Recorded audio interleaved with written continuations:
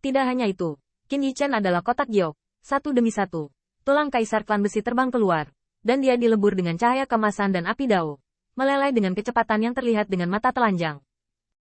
Namun, pola dao dari tulang kaisar klan besi tidak begitu mudah untuk diperbaiki, dan Qin Yichen juga perlu menyimpannya untuk mengisi kerusakan labu Lujian. Persepsi melebur ke dalam labu, dan melihat cahaya pedang meresap, dan aura pedang itu vertikal dan horizontal. Tetapi sayang sekali itu layu dan meledak. Labu itu pecah menjadi sebuah lubang. Tidak hanya harta karun itu sendiri yang tidak lengkap, tetapi juga jalur pedang bawaan di dalamnya runtuh dan terluka. Tanpa mengganti jalur pedang bawaan, lubang itu tidak bisa disembuhkan. Kondensasi. Sedikit cairan wujin dao melonjak keluar. Qin Yichen tidak malu memahami cara memurnikan alat, dan menyerahkannya kepadanya untuk berlatih. Itu benar-benar tidak buruk. Dao cair terbakar, tulang dao dilebur, dan kemudian disuntikkan dengan energi pedang bawaan Qin Yichen. Tetapi proses pemurnian ini sangat lambat. Selain itu, energi pedang bawaan dan kekuatan ilahi sangat terkuras, dan Qin Yichen merasakannya. Meskipun baik bagi Kaisar Tians untuk menyerahkan labu kepadanya untuk budidaya, itu sama sekali bukan tugas yang santai. Di luar istana Tianxing, 3 bulan telah berlalu. Bisa dibayangkan bahwa waktu yang mengalir di istana Tianxing hampir 3 tahun. Ekspresi Qin Yichen agak layu, dan akhirnya, ketika dia menghaluskan bagian terakhir dari tulang kaisar klan besi ke dalamnya, permukaan labu mengalir dengan cemerlang, dan akhirnya tidak ada lagi lubang. Akhirnya berhasil dalam pelatihan. Qin Yichen menghela nafas lega, melihat labu, hanya merasa bahwa pada saat itu pedang itu meledak, dan dia akan melayang ke langit. Memperbaiki harta karun adalah pemborosan energi, kekuatan ilahi, dan bahkan lebih banyak sumber daya. Meski begitu, Qin Yichen hanya bisa mengatakan bahwa labu senior Luya hanya dapat diperbaiki dengan enggan, dan jalur pisau bawaan di labu masih habis, dan dia perlu mengolahnya perlahan.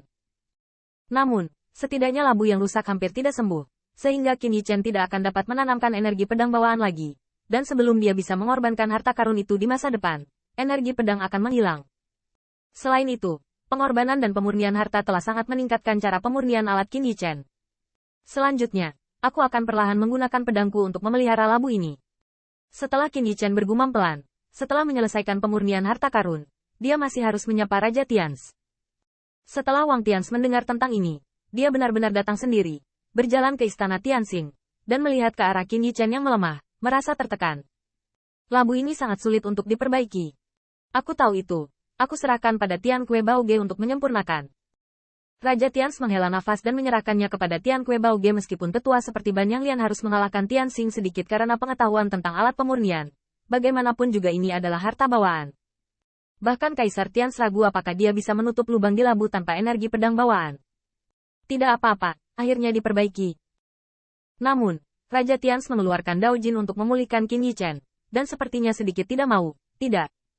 Bayi itu milik umat manusia. Kamu harus menghabiskan banyak masalah di Tianxing. Kamu harus menggunakan labu ini sebentar, kan? Ini. Hati Qin Yichen terpana.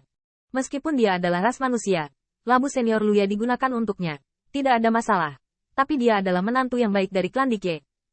Paman Tians, ras manusia, bisakah Anda setuju? Raja Tians berkata dengan keras. Serahkan saja padaku. Aku akan berbicara dengan kepala Jiang.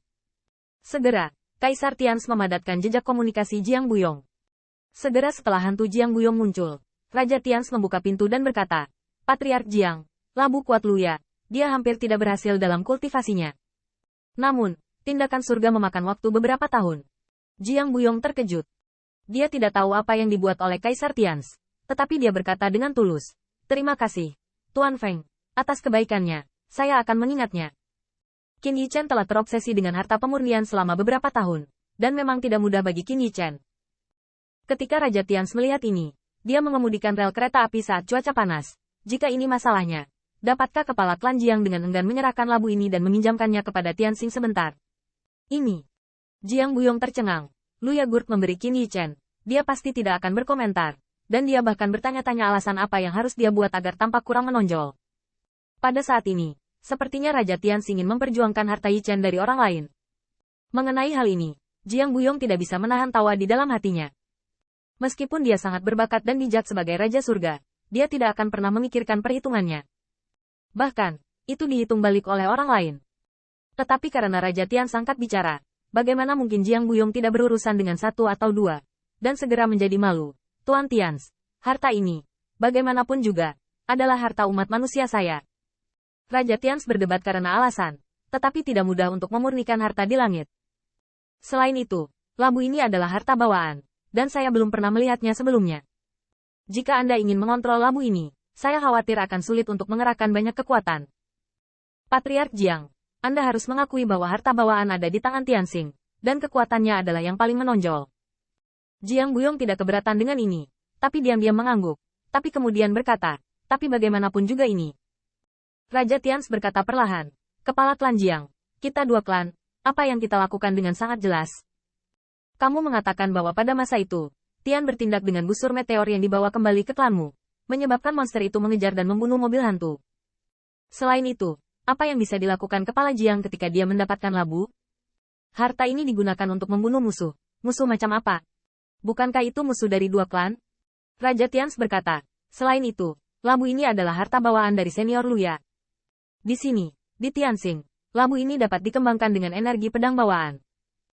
Jika hari itu, cara pedang bawaan di labu akan berhasil, senior Luya akan muncul kembali, dan Tianxing secara alami tidak akan bisa mempertahankannya. Senior Luya, bukankah dia masih dewa keluarga Ling? Jiang Buyong mengelus jenggot peraknya, tuanmu masuk akal. Ngomong-ngomong, klan saya yang mengambil keuntungan. Raja Tians melambaikan tangannya dengan murah hati. Apa yang murah dan tidak murah? Kamu dan klan saya adalah persekutuan berdarah.